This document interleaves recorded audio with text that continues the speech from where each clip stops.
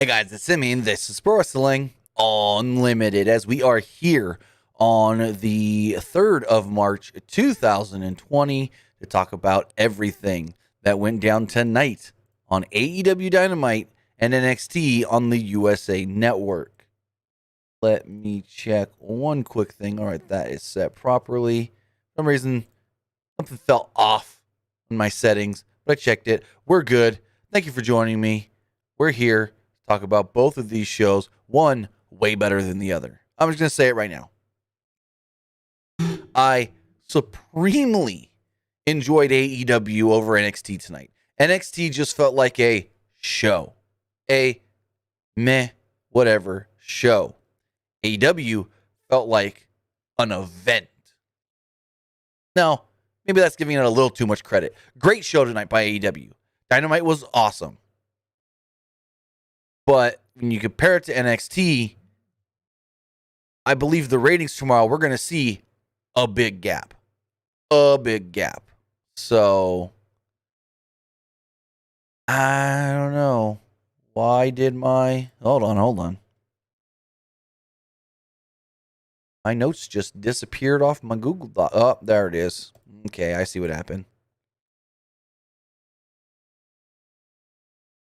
That was weird, but with that, I want to say thank you to everyone joining us here, twitch.tv/PWU Unlimited, youtube.com/Pro Wrestling Unlimited. Remember, if you are watching here on YouTube, you can help us out a couple of different ways, either with a super chat or a super sticker donation. All super chat donations do get read live on the air, or you can subscribe to the channel by becoming a channel member. All you have to do to become a channel member is hit that join button down below, and you will get early access to non-wrestling news videos. Some news may go out to member subscribers early as well, like we do on our Patreon, patreon.com/Pro Wrestling Unlimited. No, patreon.com/PWU Unlimited, and so much more will be coming to our members and Patreon subscribers.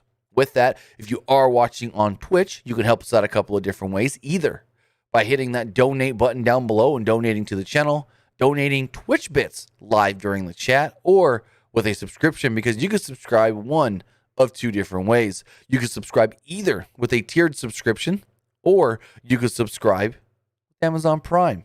Because if you have Amazon Prime, if you're paying for that sweet next day shipping, or to see Eddie Murphy and Arsenio Hall and Coming to America this Friday, then you also, for no extra charge, get one free subscription to any Twitch channel that you want to support. And we greatly appreciate it if you supported us here, Pro Wrestling Unlimited, with that free Twitch Prime subscription.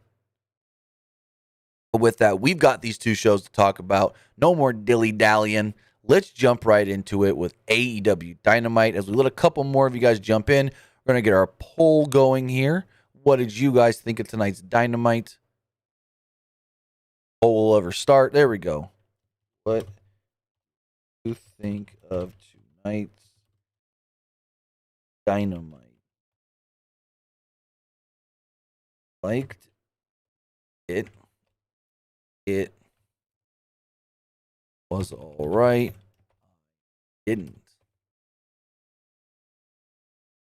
All right, guys. The poll is live on Twitch. Throw the same poll up on YouTube.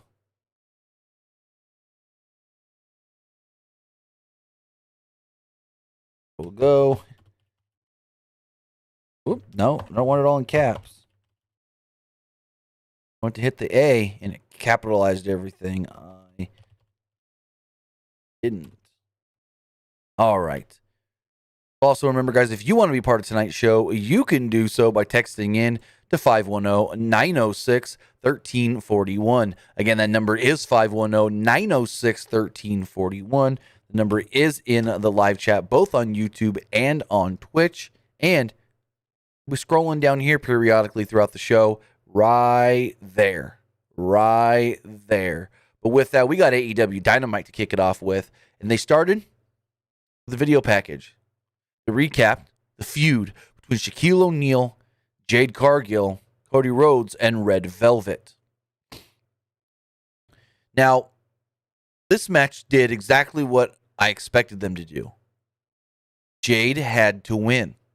They've built Jade up so big, so big that not only her first AEW match, but her first outside of training pro match, she couldn't lose. She couldn't lose. I'm going to say it right now. In 6 months, she's fighting for the title, if not becoming the champion. I'm going to say it right now. They love her that much. They think Jade is that marketable. I don't see, and I'm going to give a little jump forward, Ryu Mizunami defeating Hikaru Shida at Revolution for the title, but I do see maybe not Double or Nothing, but maybe at All Out, Jade Cargill becoming the women's champion. I could see it. I could really see it. But with that, Cody and Shaq actually started off this match, and Shaq did a lot more than I expected. Cody and Shaq started it off, and at first you go, uh-oh, this is going to be one of these things. Shaq just stands there while Cody tries to do stuff to him. Cody tries to wrench the arm. Shaq pushes him away, and I go, crap. This is going to be one of those. Shaq ain't going to do much. He's going to stand there and maybe do some shoves, and Cody tries to do moves to him kind of thing. But it wasn't. It really wasn't. So Shaq tried to pump up the crowd. Shaq and Jade are supposed to be the heels, but at the same time, Shaq kind of played like a babyface-ish. So, whatever. I'm not that upset by it.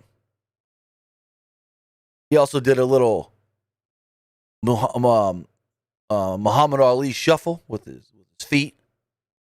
Cody forced him into the corner and laid in some right hands, but Shaq no-sold it. Threw Cody into the corner and chopped him very hard with his frying pan-like hand. He then countered Cody running into the ropes with a back body drop. Shaq continued the offense with more overhand chops. Then Cargill tagged herself in, leading to Velvet also coming in. So they do like a move or two, and then Jade starts stalling for time, doing push-ups. Then they do a move or two, and Jade stalls again, doing more taunts and whatnot. And I'm like, uh-oh. Is Jade this limited that she has to keep stalling for time?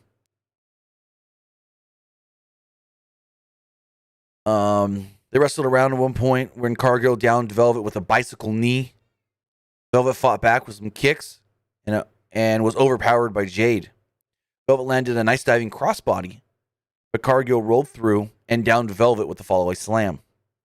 Cargill provoked Cody into knocking Shaq off the apron. This is where he was met with a chair shot from Austin Gunn. And I'm like, oh man, we're doing this. We got to have all the outside interference in this match. I didn't like that at all. I didn't like the outside interference at all. So Shaq starts destroying guys in the Nightmare family, including the Gunn kids, Austin Gunn, and whatever the other one's name is. I don't even know. Where was I? And then QT Marshall goes after Shaq. Shaq grabs QT Marshall. Cameras then pan over to where there's a group of people standing there, and Red Velvet does a just great moonsault off the top rope to the floor below. Lands on Cody and Jade and a few others. Back in the ring, Cargill locked in a figure four, and they played this up like, oh my God, that's disrespectful to the Rhodes family. You know what that figure four leg lock means to the Rhodes? Well, at least they're not the Flairs. Anyways. Excuse me. Puts on the figure four leg lock. After a long fight, Red Velvet countered it, rolled her over, put the pressure on Jade.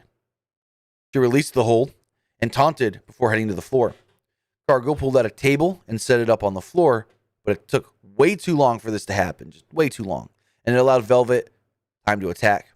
Red Velvet then pulled out another table and set it up right next to the first table. Red Velvet scored a cyclone kick and tagged in Cody, which meant Shaq had to get in. Shaq called for a test of strength, but Cody booted him in the gut.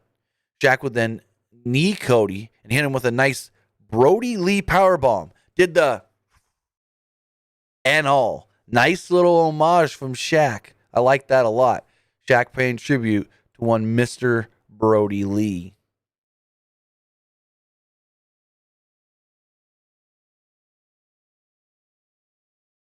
So he does the power bomb. Cody's down. Shaq kind of bends over to grab Cody. Cody does the Dustin Rhodes gold dust, old chop, uppercut deal. This then allows Cody. Where was I? This then allows Cody to whip Shaq off the ropes. Shaq comes back and Cody just barely lifts him up and then slams him right down. Cody said it. I'm going to power slam you in this match. And I guess barely doing it is still doing it.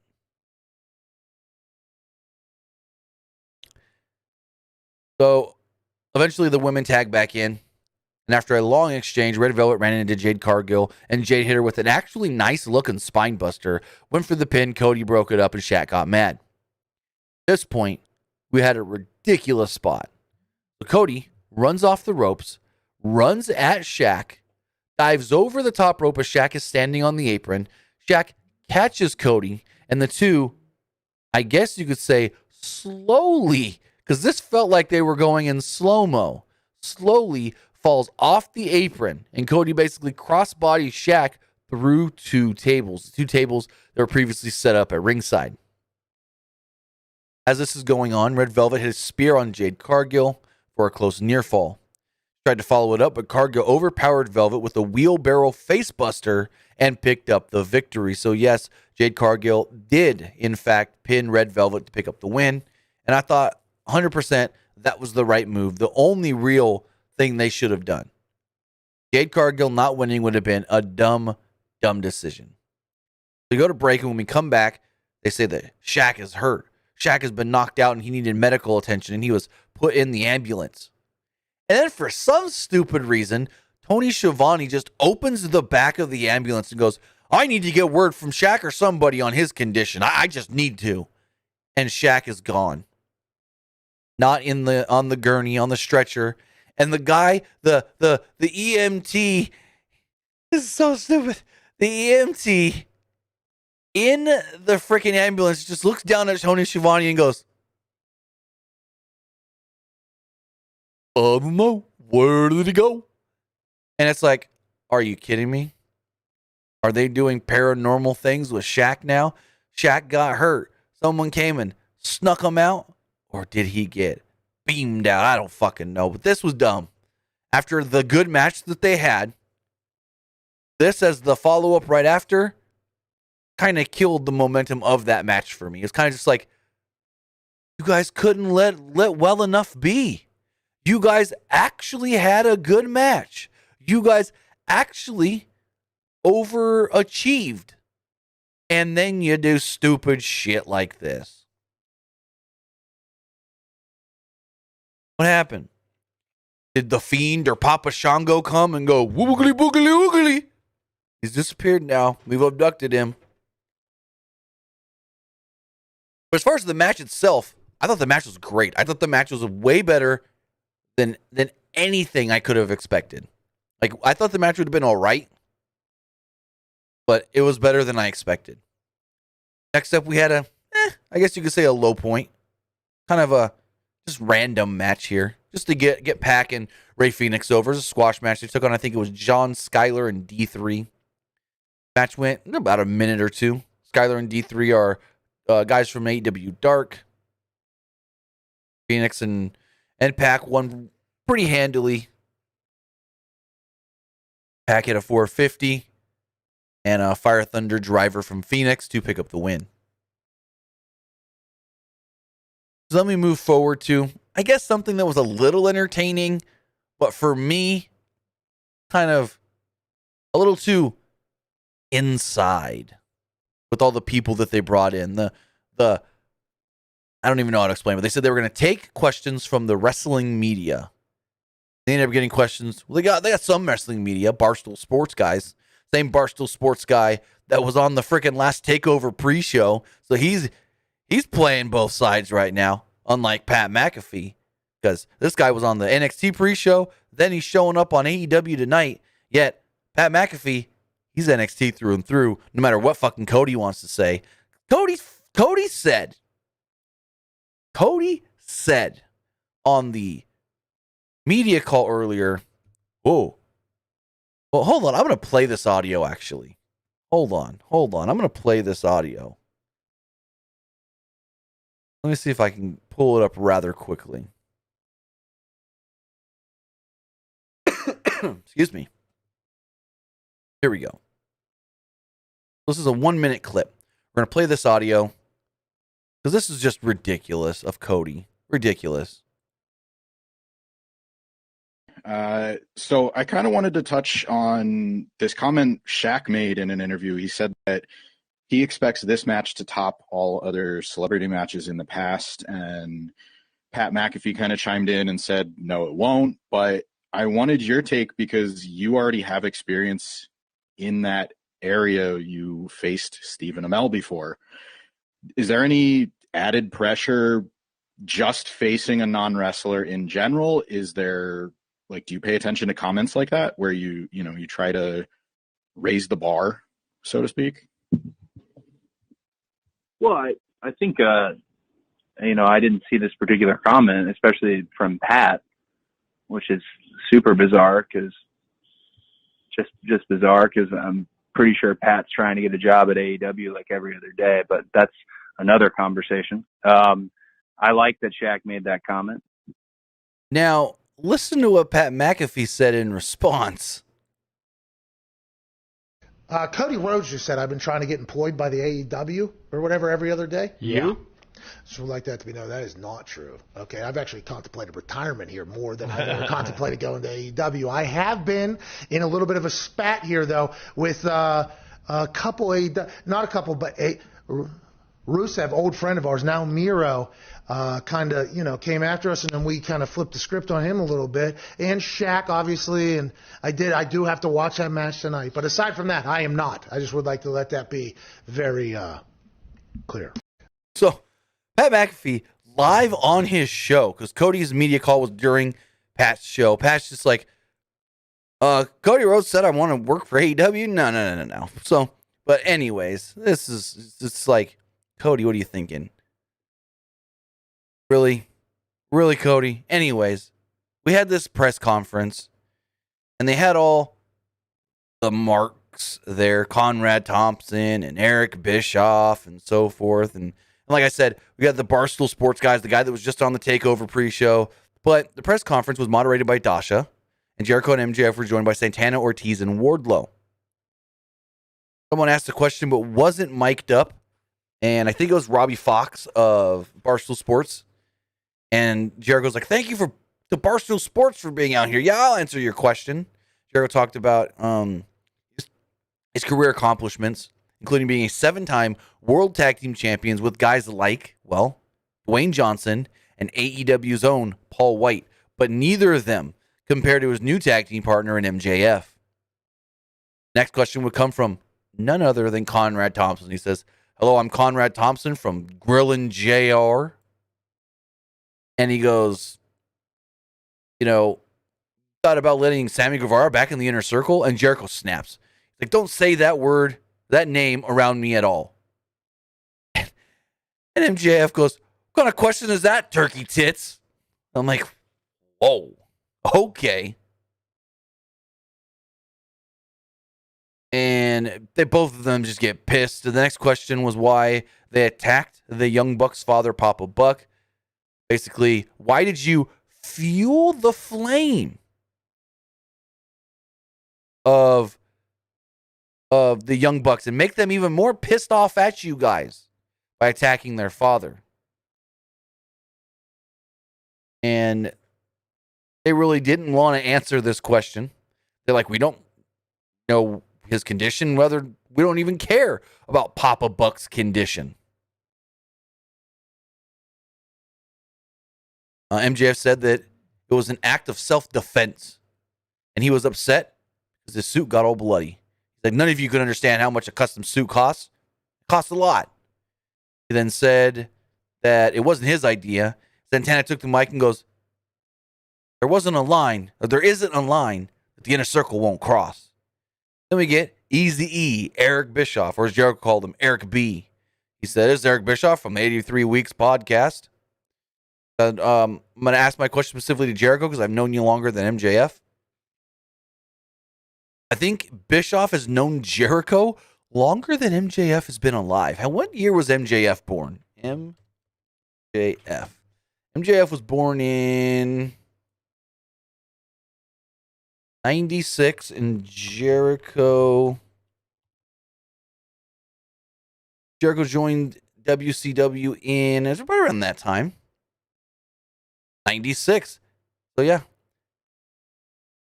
Jericho and Bischoff have known each other as long as MJF has been alive. Anyways, he asked about the condition of Papa Buck. That's when they said that it was a stupid thing to do. I skipped ahead a little bit, actually. And the Young Bucks would interfere. They talked about how great their father was, how he taught them about love, faith, being a father, having a family, how you should treat your family and friends and this and that. And then they did it. Matt Jackson said, if there wasn't any AEW, or there wouldn't be an AEW without the Young Bucks, and there wouldn't be a Young Bucks without Papa Buck, so maybe there wouldn't even be AEW without our father. He would then go on to state that if there wasn't an AEW, MJF would probably be unemployed living in his parents' basement. And Chris Jericho, if there wasn't an AEW, would probably be the curtain jerker back at the Performance Center tonight. And I go, ay, Dios mío. Gotta make them WWE jabs. Gotta take them WWE fucking jabs.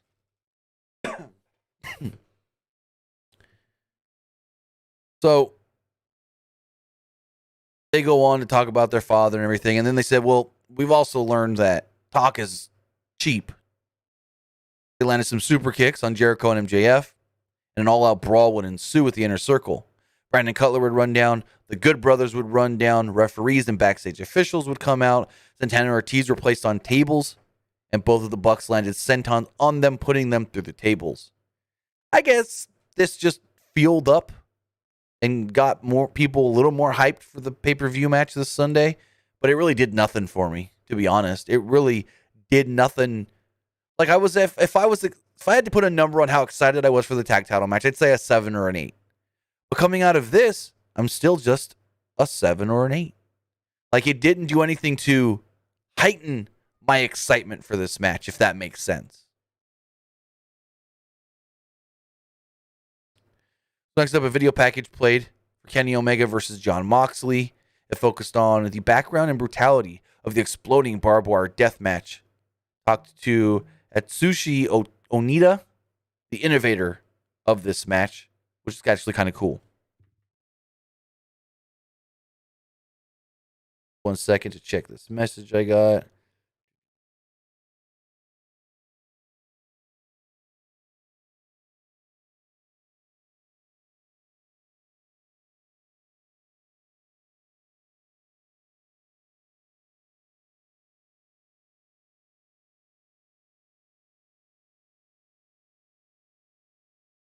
Actually, may have more info on that upcoming takeover on April 8th. Waiting to get a reply from the question I just asked. Anyways, we then move on to a 6-man tag team match. It was FTR and Tully Blanchard against Jurassic Express, Jungle Boy, Luchasaurus, and Marco Stunt. There's a lot of NWA nostalgia during this match, and of course, because Tully Blanchard from the NWA. They also had J.J. Dillon out there, which was actually kind of cool as well. Also, I do want to say rest in peace to Jim Crockett Jr., who did pass away. I believe he was, and I should look this up before I say it, 76 years old, I believe. He had been dealing with some liver issues and did pass away. Yes, 76 years old. He was put in hospice care earlier this week. Basically, they knew he wasn't going to make it, and he passed away. So we want to send our condolences to the entire Crockett family. But this match was actually pretty fun. All 6 men squared off as the bell rang.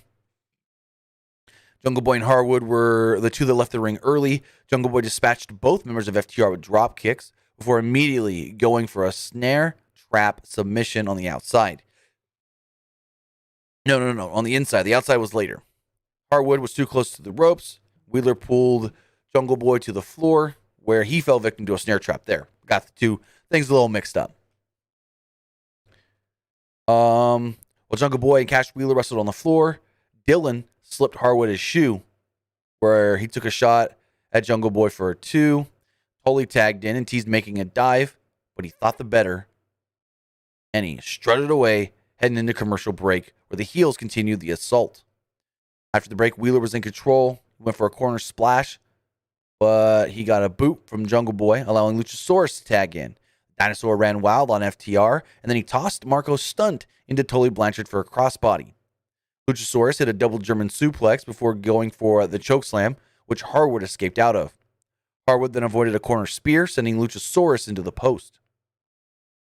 At one point, Tully and Luchasaurus faced off in the ring, where Luchasaurus landed a tail whip kick. Jungle Express hit their tag team finisher, the thoracic, they call it the Thoracic Express, but Wheeler kicked out. Jungle Boy tried to land a dive on Harwood and Tully, but a cameraman, or what we were supposed to think was the cameraman, got in the way and attacked Luchasaurus with the camera. FTR and Tully then hit the assisted spike pile driver, with Tully jumping off the middle ropes, and Tully pinned Luchasaurus to pick up the victory. So they're talking this up on commentary. Oh, Tully Blanchard and FTR won with help from J.J. Dillon. Oh, and that random camera guy that works for us. And he gets in the ring, and my first thought was, it's Shawn Spears. And of course, well, it was Shawn Spears. Shawn Spears, back with Tully. He bleached his mohawk, and they threw up the 4. And then randomly, Arn just half-ass walks out the tunnel, looks down at Tully and goes, and then leaves. And Tully's just like, 4. So they're going to do a 4 horsemen thing. I want to look something up really fast. Who owns the trademark to 4 horsemen? Is a good question. Is it WWE or is it somebody else? We could check here on the fly. Let's do it. You go to the patent and trademark website, type in 4 horsemen.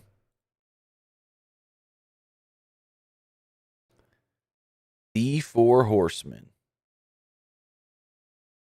Okay, is that for wrestling? Okay. There's a couple different ones we have to check.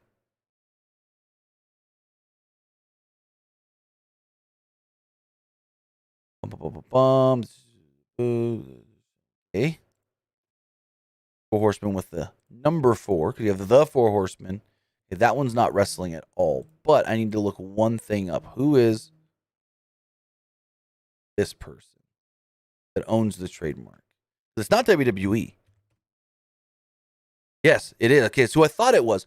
Arn owns the trademark to the 4 horsemen. The FOR horsemen. So AEW is 100% in the clear to use the 4 horsemen, to say it, to make merch with it. They're able to do anything because Arn owns the trademark. It's under Arn's real name, Marty Lundy, which I was pretty sure that was Arn. I just wanted to double check. But yeah, Arn owns the name 4 Horsemen. So AEW is in the clear to use it. And it looks like they're building up something with Shawn Spears, FTR, Tully Blanchard. Maybe J.J. Dillon sticks around for more than just tonight. I don't know. So Excalibur goes, well, Tony Schiavone's going to have he says something about Tony Schiavone's going to get some interesting comments from those 4 guys right here. And they all just walk past him. And then JJ looks at Tony and just like throws up the 4. And Tony's just like, huh? Like he says something to JJ, but I can't remember exactly what. It's kind of funny. Tony would then go on to introduce his new commentary partner for AEW Dark Evolution. That is Paul White. Paul White comes out with his new AEW T-shirt, which is very dumb, to very generic music. Like, he couldn't have more generic music with this No More BS T-shirt. And we got a No More BS chant from the crowd. So, White came out and jokingly asked if anybody saw this turn coming. And he raised his hand. It was actually pretty funny. He emphasized how happy he is to be in AEW. He then said, hey, Tony, you're not the only one that gets the scoops. I got a big scoop. This Sunday at Revolution, I'm going to announce a new AEW signee who is a big Hall of Fame worthy talent. Want to know who it is? Well, you're going to have to wait till Sunday to find out. I know who it is, and it's not who you're thinking, is what he said. Who is it? Fuck if I know. I have no clue who this could be. Could this be? And then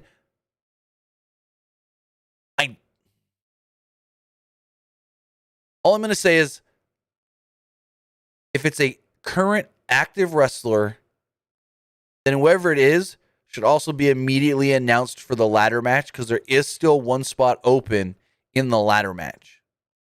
Now, if there is any free agent out there that I think that would fit in AEW very well and that, well, should be put in that ladder match, and I don't know if this is who Paul White's talking about, but if they're going to just bring in somebody new and put him in that ladder match, maybe, I'll go Ethan Page.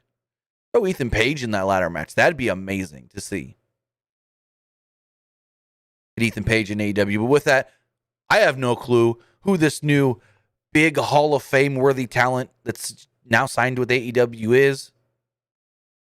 I'll have to wait on a Sunday to find out. Sunday at the pay-per-view. Yes, AEW running on a Sunday night pay-per-view, going up against a very stacked, and I mean stacked, UFC 259, which is randomly, for some reason, also on a Sunday. Just checking something on the AEW Twitter.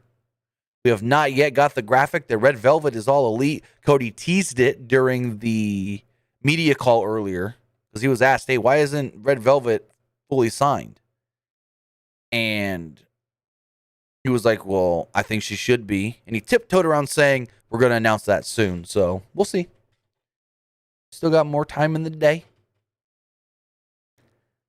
Going forward, though, we had the finals of the AEW Women's World Championship Eliminator Tournament. Try saying that 5 times fast.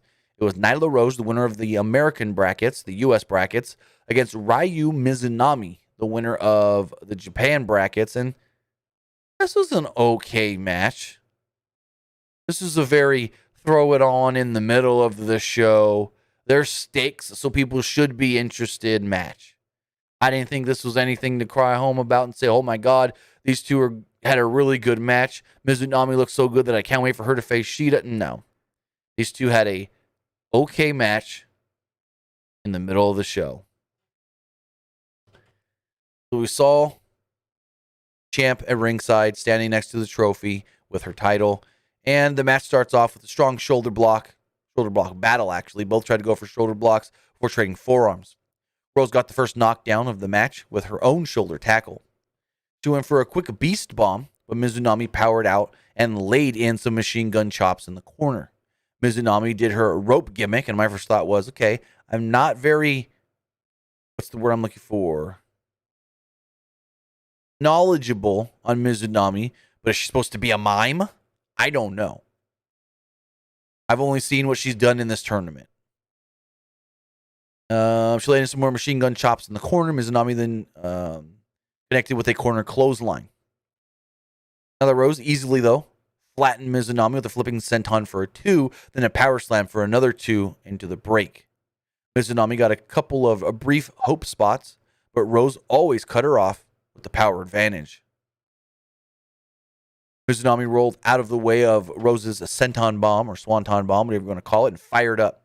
She went for Rose on the apron and then tackled her out of the ring. Rose regained the advantage, but had her legs swept out from under her, and she took a hard fall on the apron. Like, that was a hell of a bump. Like just a good, crazy. So eventually, both women get back into the ring. Rose weathered the strikes from Mizunami and landed a short lariat of her own. After a hard clothesline, Rose hit a Death Valley driver for a 2. She draped Mizunami over the top rope and hit a knee off the ropes. Mizunami, though, kicked out as Vicky was just screaming at ringside, no, that was 3. Rose then tried to keep up the offense and go for a beast bomb, but Mizunami fought back with an exploder. Mizunami then climbed the ropes, but was met by Rose, who hit a superplex for a 2. Mizunami then fired up with a German suplex and a spear before hitting a guillotine leg drop off the top, or middle, I can't remember exactly which one it was, to pick up the victory and move on to Revolution. So Hikaru Shida gets into the ring to present her with the trophy for winning the tournament. They go to shake hands, and this made no sense to me. I guess it's a Japan thing. They shake hands, and Mizunami's like, hit me, hit me, hit me. So she hits Shida. Shida hits her back. She hits Shida. Shida hits her back so hard that she gets knocked down. And there we go. Shida posed and smiled with the belt. I could have done without the whole, I'm going to shake your hand because you want to shake my hand, but then hit me. Hit me. I could have done without that. They could have shook hands and then just let bygones be bygones, or let well enough be alone. So then we get what we get every week. Tony Schiavone interviewing Sting. Oh my God, I'm so happy to see the same thing every single fucking week.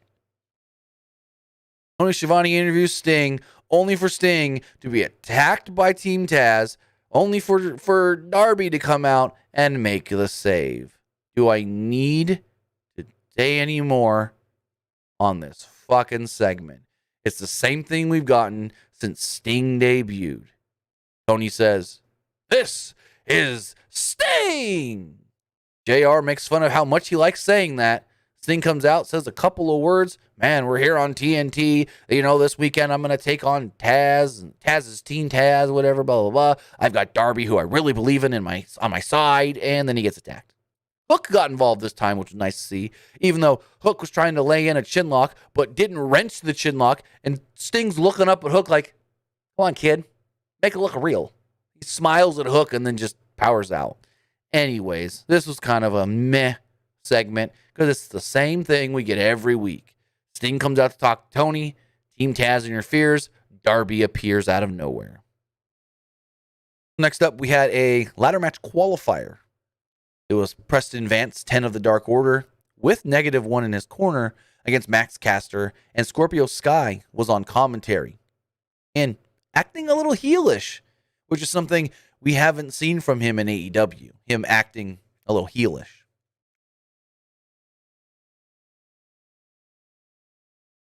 So going forward with this match, I thought this match was fun. It was all right.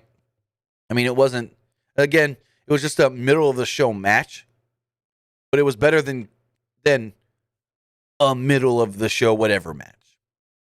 10 rolled Caster up right away and got a 2 off of it. They had a back and forth exchange where 10 landed a running crossbody for a near fall. He followed this up with 10 right hands in the corner before clotheslining Caster out of the ring.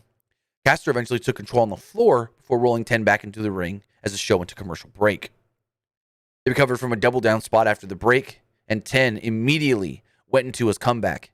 He hit a spine buster on Caster before landing a slingshot spear for a 2. Caster took 10 down with an arm drag and hit a nice brain buster and went for the acclaim to fame where 10 rolled out of the way. 10 brought Caster back in the hard way with a power bomb, but Caster put his feet on the ropes during the cover, which the official distracted. With the official distracted. Jack Evans would then appear out of nowhere and hit 10 with a boombox. Just knocked him out long enough for Caster to pin him and move on to the ladder match this Sunday. Jack Evans then runs up the ramp and is met by Matt Hardy, who gave him $42,000 for his troubles. As Matt Hardy said it, "I will destroy every member of the Dark Order." Caster acted like he didn't know what just happened, like he didn't know Matt Hardy was going to help him. But Hardy showed up as it appeared to be a part of the mission all along. We then got a big rundown for the pay-per-view this weekend. Riho and Thunder Rosa. Well, actually, I'll run this down in a minute when I do my predictions, because we're moving on to our main event. Excuse me. Our main event was Hangman Page and John Silver against Matt Hardy and Mark Quinn. Early on, Hardy landed some hard chops on Silver, allowing his team to take control. Page tagged in and tried to lariat Hardy. But Hardy tossed Silver in the way, and Page stopped just in time to not hit him. Quinn tagged in, right as we went to commercial break, as he was pounding on Page in the corner. So came back from break, and Silver got tied in the ropes, and Hardy sent him crashing with a side effect on the apron. Hardy and Quinn beat down Silver with frequent tags. Silver finally escaped for a hot tag to Page, who easily took control. Man, I can't stop burping. This damn watermelon Mountain Dew is making me burp all like crazy. Anyways, where was I? They were beating down John Silver till Page got the comeback, who easily took control on Quinn while continuing to try and go after Hardy as well. Quinn took out Page's knees, but inadvertently kicked Hardy on the follow-up. Page took advantage of this with a fall-away slam on Quinn and a plancha onto Hardy on the floor. Quinn stomped Page upon re-entry into the ring, but caught with the Death Valley driver. Page tossed Quinn into the corner, demanding that Hardy tag in. Hardy wouldn't do it, though. Quinn was able to kick out and kick Page in the knee. Matt called for the twist of fate, and Page countered it to a back suplex before tagging in John Silver. Silver immediately crushed Hardy with a spear before laying in kicks and a brainbuster, but Hardy kicked out at 2. Quinn took out Page, and Hardy down to Silver with a back suplex. Silver was able to tag in Page, and the two effortlessly worked together for a big sequence of moves on Quinn, including with the buckshot lariat for the victory. Hangman Page and John Silver do pick up the win. Hardy had a chance to break up the pin, but he didn't, which is very interesting. After the match, though, Matt Hardy would attack Hangman Page with the microphone, laying in shot after shot after shot. He told Hangman Page that this was his plan all along. He goaded Hangman into having this match this week so he can hurt him and weaken him before their match on Sunday. Dark Order would run down to make the save, and then just a bunch of guys that's going to be in that Casino Battle Royale also ran down to make the save, and we had just dozens of guys brawling as the show went off the air. Here's my thought.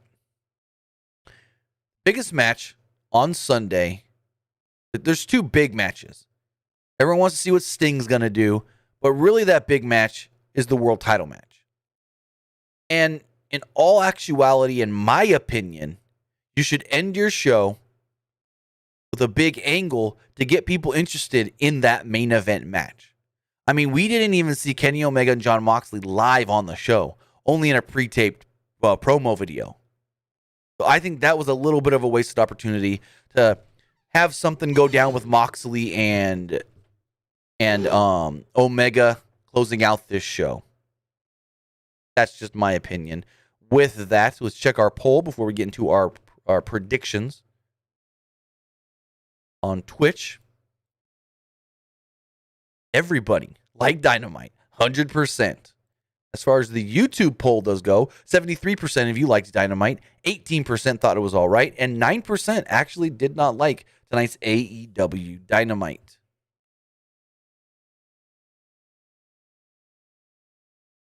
But with that, guys, this coming Sunday is the AEW Revolution pay-per-view. I'm going to run down every match we do know of and give you my predictions on who I think could be walking out victorious.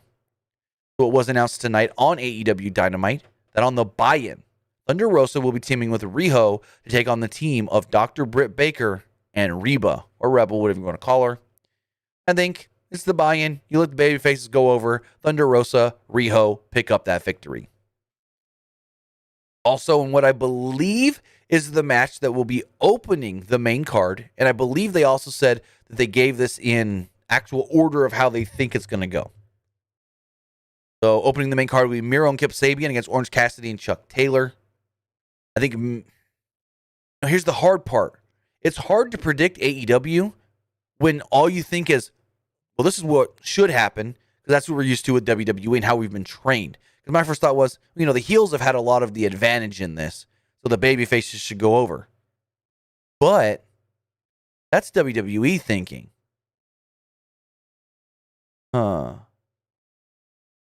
This is a tough one. Miro and Kip Sabian or Orange Cassidy and Chuck Taylor. I'm going to say Orange Cassidy and Chuck Taylor. Next up, we have the face of the Revolution ladder match, with the winner moving on to get a future title shot against Darby Allin for the TNT title. In the match so far is Cody Rhodes, Lance Archer, Penta El Cerro Miedo, Scorpio Sky, Max Caster, and a final participant to still be named. Now, I hope they don't go Cody again, but I don't think they're going to go Cody again. They did push Scorpio Sky pretty heavy as a favorite, putting him on commentary tonight. I don't see Pentagon winning. I don't see Max Caster winning. You know what? I'm just going to say it. Whoever this mystery person is, I'm going mystery person. I'm going to say it right now. We also do know that at the pay-per-view, Paul White will announce whoever this big signing is. I'm not even going to try to guess.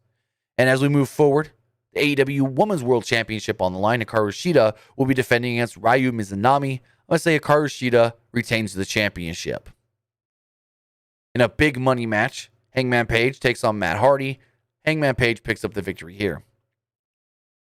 In a street fight, Sting and Darby Allin take on Team Taz's Brian Cage and Ricky Starks. This one's a no-brainer. It's got to be Sting and Darby Allin. Sting's got to pick up that victory. We then have a casino tag team battle royale where a team will earn a shot at the AEW World Tag Team Championships down the line. This is a toughie. Now, they did say that not all teams have been announced yet. I'm going to go out on a limb and say somehow the Good Brothers get added into this match, win, and get a title shot against, well, the AEW Tag Team Champions because, well, we also got AEW Tag Team title match. Young Bucks, Chris Jericho and MJF. I say Young Bucks retain, then go on to Double or Nothing or whatever and defend those titles against Gallows and Anderson. Or, he's not Gallows anymore. Well, no. Doc Gallows. He's still Gallows. He's just not Luke Gallows. Gallows and Anderson. I believe SCU is in because Frankie Kazarian ran down at the end of the show. I believe Daniels was out there as well. But I say, if possible, Good Brothers win the Battle Royale. Bucks retain the tag titles. Bing, bong, bang. It's actually a better way of setting that match up than, oh, we're the Young Bucks and we just want to defend against you. And finally, the AEW World Heavyweight Championship on the line in an exploding barbed wire death match. Kenny Omega defends against Jon Moxley. And this one, I've been racking my brain trying to think about this. Who the fuck is going to win this match?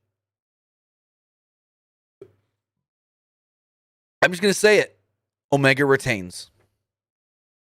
Omega retains the title. I'm going to say it. But with that, that is the card for AEW Revolution this Sunday night, March 7th, not Saturday night like every other AEW pay-per-view has been. So just remember that. We will be live right here on the PW Unlimited YouTube and Twitch channels breaking down that entire show after it does conclude on pay-per-view. But with that, guys, we got to talk about NXT still. Let's throw up our NXT polls really fast. What did you guys think of tonight's NXT?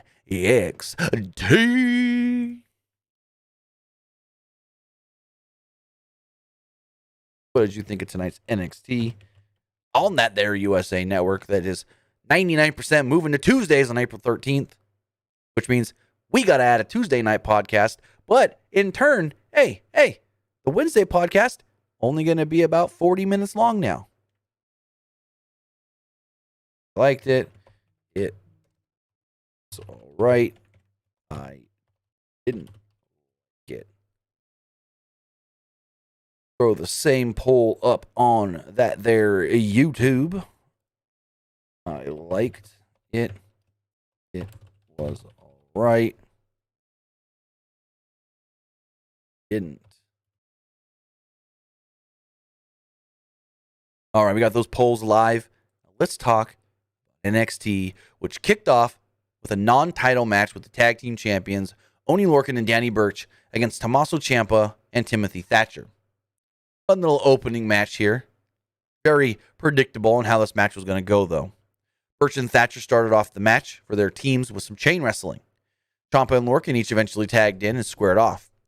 All heck broke loose at one point, and the champs are reeling as the baby faces get a little bit of the advantage. Lots of uppercuts from both teams early. Lorcan grounded Thatcher, though, at one point, but he used a fish hook to escape Thatcher's grip. Shot block targets Thatcher's knee. Thatcher answered back with a belly-to-belly suplex, but then came a spot teasing an injury. The spot led into a commercial break. Thatcher took a clothesline, and he looked to have landed on his neck. He immediately rolled out of the ring while clutching the back of his neck.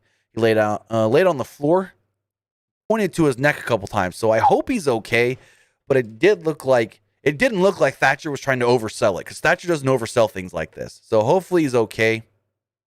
He was moving his left hand as if he was checking for feeling, because when you get a stinger in like your neck, back of your head, sometimes your arm goes numb. So he's like shaking out his arm, trying to move his arm or whatever to get feeling back into it. So I think he was knocked a little loopy at one point, just even if it was just for a second. But we will follow up on this and see if we can hear anything or find out anything further on his condition. To the show, cut to commercial break. But Thatcher was back in the match as soon as it returned, so I guess he's okay. We assume. Ciampa was in with a hot tag, and he ran wild as he mowed down the heel champions with lariats. Ciampa fired back up, and Thatcher tagged in to pummel the heels. Champions taking a beating, but they turned the tables. All four men were down selling before we went to the end. Imperium appeared on the top of the stage, watching the match. The champs then spiked Thatcher with a DDT, and Lorcan picked up the victory. So the tag champs win. It looks like Imperium's coming after the titles, but remember, champs got MSK first, most likely next week if Wesley is cleared. So next up, Roderick Strong came out, called out Adam Cole, and whenever somebody from UE calls out Cole, you never get Cole. You instead, you get one NXT champion, Finn Balor. Finn Balor came out and goes, Roddy, you guys have to know by now. You guys just can't call Adam Cole out here because he ain't going to come for you, but he'll come for me. Strong was angry with Balor, and Strong blamed Balor for breaking up the Undisputed Era. Strong said that ever since Balor came back to NXT, there have been issues. Balor scoffed at this. He said that group just fell apart because you all want the title. Balor said he had a way to get Cole to show his face. I'm going to do this right here, right now. Next week, me versus Adam Cole with the NXT Championship on the line. What do you say? Balor went on to tell Strong that he would never be a leader, only a follower. He said Strong needs to become selfish and greedy. He said, quote, until you get a killer instinct like the Prince, well, you never will. You will never. Balor was saying this as Strong decked him with the right hand, and a brawl ensued, which led to a pull apart. Then we got the dumb thing. All night we got these sprinkles of the weigh-in therapy. I hated it. I thought this was way overbooked, way over scripted, way overdone. So they're all sitting here at the Central Florida Psychiatric Center. Austin Theory states, and I quote, doesn't look like Chuck E. Cheese. Johnny Gargano reassured him, it's all good. They were meeting with a psychiatrist named Dr. Linda Nicolou, something like that. So she says she normally sees patients one-on-one, but Gargano asked for this, and she's going to do it. Talked about Dexter Lumis being their problem. He was hurting them all. Theory said, there's no problem with Dexter Lumis. Gargano said that this is a problem. He said, Lumis kidnapped you for 3 days. And Theory goes, no, I was just on vacation. It's all good. Like, I don't get this at all. Why are they sticking up for Dexter Lumis? Because fast forward, because I ain't going to talk about any more of these segments because they're so stupid. Fast forward, Indy Hartwell, every time Candace would say something in the latter segment about Lumis, she would make it like a sexual reference innuendo, like she has a thing for him. Basically, at one point, Johnny gets on his high horse about things. And she says, you know what? You don't need to be in here. Please leave. Johnny gets kicked out. Eventually, later on, Johnny's texting Candace stuff because he's listening at the door. And her phone keeps going off. And the psychiatrist is like, your husband texting you from outside? She's like, no. She opens the door and Johnny falls into the room and goes, Uber Eats. Anybody hungry? Who wants some food? Finally, everyone gets kicked out. And Theory talks about what actually happened with Dexter Lumis. The doctor told Theory that this is a safe place She asked him what really happened with Loomis, and it said to be continued. Going back later, I'm just going to do this all now because I didn't care for it, so we'll just get it out of the way. Come back later, Theory thought Loomis was a nice guy. The doctor told him that Loomis only brought Theory back because he was tired of him. She said the truth was that Loomis couldn't wait to get used to him. Loomis basically buried Theory to the doctor. Theory broke down crying and ran out of the office into the waiting room, into the arms of the Garganos. The rest of the way left the office. Gargano stayed behind to give the doctor a piece of his mind, and instead he paid her off. Gargano said she earned every bit of the money, but he took back a $100 bill. He said, arcade money. After everybody left, the doctor concluded the segment by saying, what a bunch of idiots.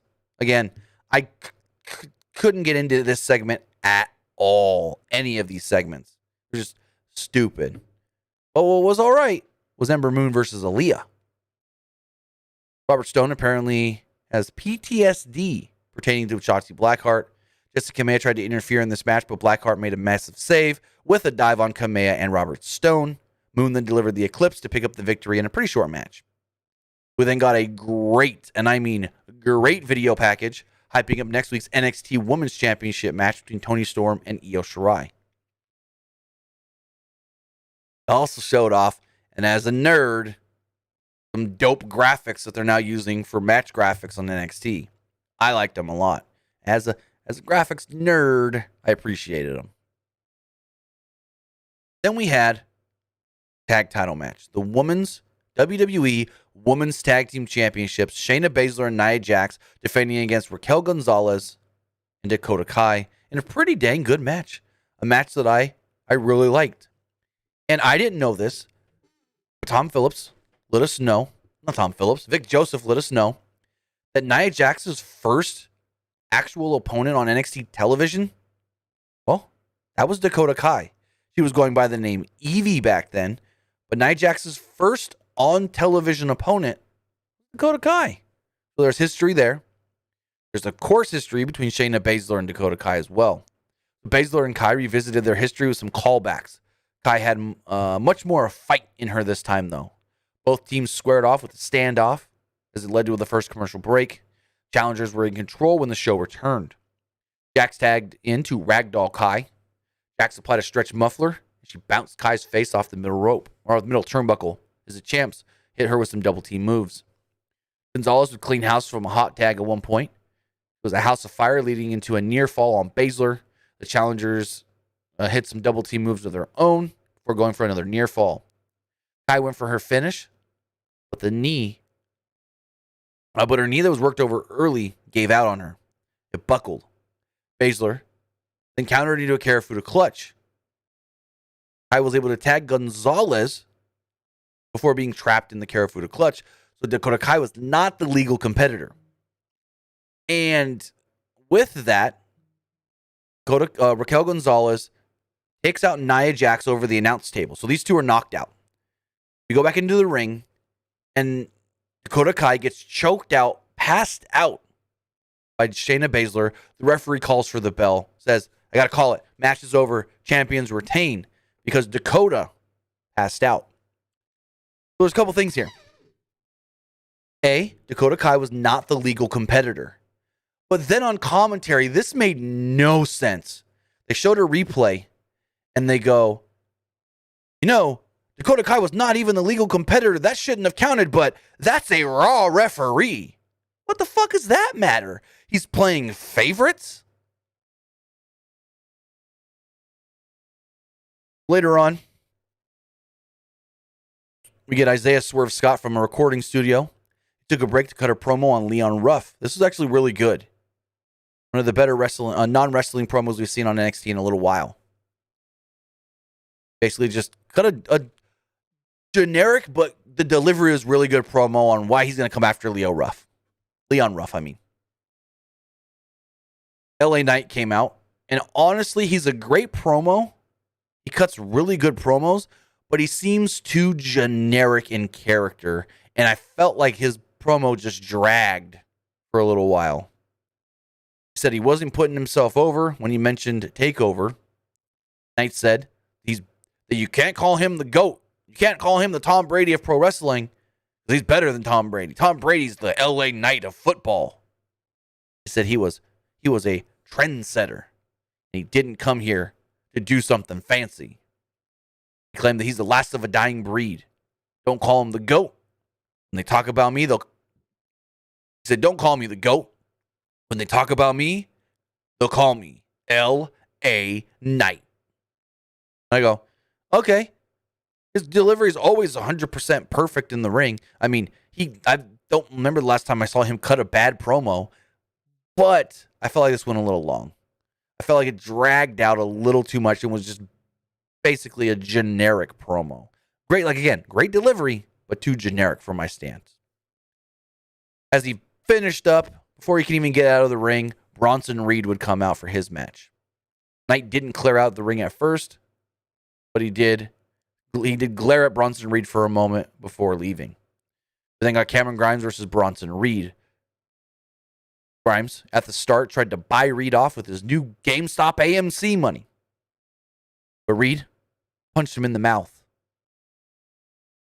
A handful of cash in Grimes' hand went flying everywhere and it rained down into the ring. Cool little visual. Reed manhandled Grimes, and Reed squashed him like the bug that he is and attempted a sunset flip. The show cut to commercial break with Reed in complete control. Come back and Grimes was actually in control. After the break, he fought back for a Spanish fly. Reed hulked up, making a comeback, and mowed down Grimes. Reed flew through the ropes to wipe out Grimes with a dive. Grimes had put on the hat of Cameron Grimes and was leaving. Reed dived onto him. No, Grimes put on his hat trying to leave when he took a dive. LA Knight would then come to ringside.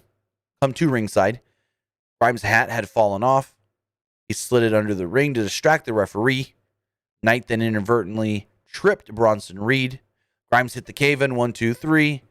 Bronson Reed loses to Cameron Grimes with help from LA Knight. So it looks like that's going to happen. So, interestingly, William Regal and Pierce arguing in the back. So, is Adam Pierce there to represent the main roster because the main roster title was on the line? I don't know. It was also announced at this point, Caden Carter will be taking on Xia Li next week on NXT. They also have a built-in story here saying that Xia Li has injured Casey Catanzaro. Casey Catanzaro is out of action with a legit partially torn LCL. So they can play all that in because Casey's last match was against Xia Li. Going forward, we had Legado del Fantasma. Everrise was in the ring. They were supposed to be facing off against Breezango, but El Legado del Fantasma attacked them all. Just took them all out. Breezango were spoofing astronauts during their entrance. They were attacked by Raul Mendoza and Joaquin Wild. Tyler Breeze was not wearing a helmet. Fandango was. Came off. Whatever. Everrise fled as the NXT Cruiserweight Champion would make his way down to the ring. Cleared house. And he laid out both men of Everrise. Tried to flee, but they didn't get it all away. Segment seemed to rehab Legado del Fantasma after the loss to Karrion Kross last week. Escobar in his promo said to not mistake last week for weakness. Basically tried to play off that he's still the strong Cruiserweight champion that he's always been. Got a few things announced for next week. Caden Carter versus Xia Li. The NXT Women's Championship will be on the line when Io Shirai defends against Toni Storm. The NXT Championship will be on the line when Finn Balor defends against Adam Cole. No mention of the tag title match, so I guess Wesley won't be cleared. They were hoping he'd be cleared by next week. And then Regal said, based off of what happened tonight in the WWE Women's Tag Team title match, next week he has a major announcement that, quote, will change the landscape of NXT. I think, and I don't know this for sure, I think he's announcing NXT Women's Tag titles. So that way the main roster has their own tag titles for the women, NXT has their own, because with the Dusty Cup for the women, they've established 6, 7, 8 tag teams. Well, you can take 2 of them out. I mean, Mercedes Martinez and Tony Storm ain't going to team again, but they've established a number of tag teams, and now they have a tag team division in NXT.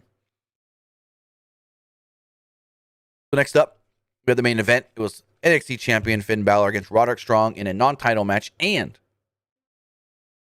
Roddy came out, not in UE gear, but just normal gray and red Roderick Strong gear. They had great grappling to start this match off as they fought through the commercial break. Balor targeted the arm of Strong as Strong worked over Balor's back. Strong hit a backbreaker at one point for a 2, but Balor soon fought back with a series of Irish whips. Strong answered with answered back with a lariat. Strong railed into some signature spots as he got Balor down. Went for the pin, again only got a near fall. Balor hit Strong with a sling blade, but Strong caught him in a Boston Crab, or the Stronghold. Strong went for this was amazing. Strong went for the backbreaker that he does where he throws you up in the air and you land on his knees. But Finn spun himself around and actually landed double foot stomp coup de grace instead. Balor then delivered the 1916, pinned Roderick Strong, and won the match. I thought that was a great sequence at the end with Strong trying to go for the backbreaker, Finn reversing it into the coup de grace, 1916 pin, bing, bang, boom. Adam Cole would then appear on the stage.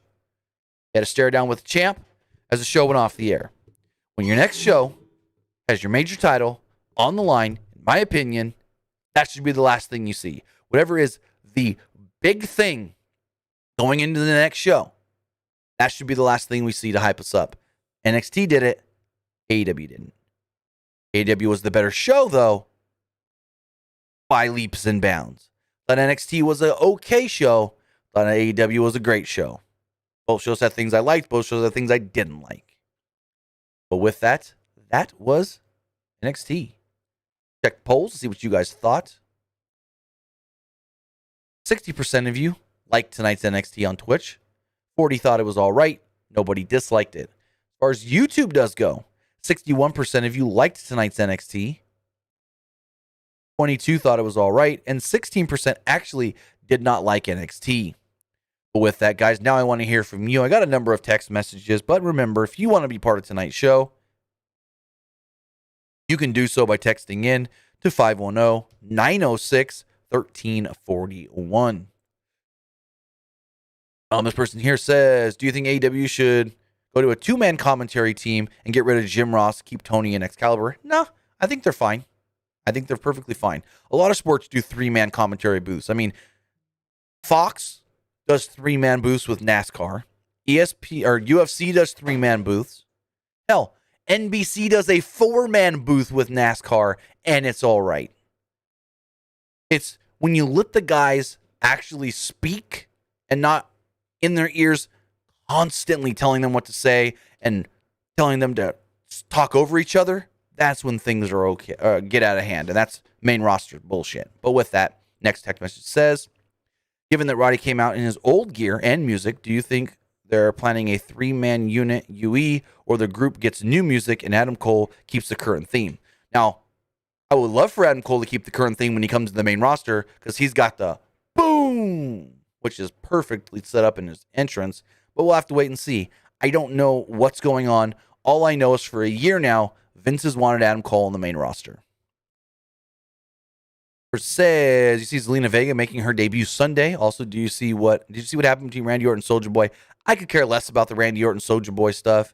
Zelina Vega, Tony Khan said he was interested. Is she who Big Show's or Paul White is going to announce? Doubt it, but we'll see. Says Tim, I think Aaliyah in NXT should have won the match against Ember Moon, because most WWE fans don't even know who she is, and she is really talented. What do you think WWE could do with Aaliyah? I think she needs more time. It's fine for her to lose. She just needs to get better in the ring. She just needs those reps of matches after matches after matches. I think somebody like Aaliyah, same with Jessie Kamea, same with India Hartwell, they don't need to be winning a bunch of matches right now. They need to just be gaining that experience and growing, learning, getting better. Aaliyah, to be honest, has been here too long to be still at the level she is. I'm going to say it right now. She should be a lot better than she actually is, because she's been here a lot longer than a lot of these girls in NXT. I mean, Aaliyah's been around since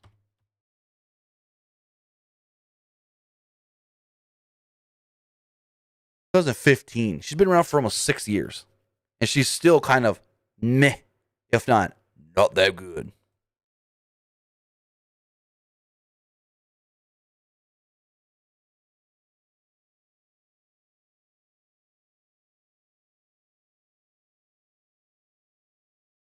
So next text message here states, I hope we have a Queen of the Ring in WWE or superstar from Raw or NXT or Smack. If they're going to do that, it's going to be just NXT.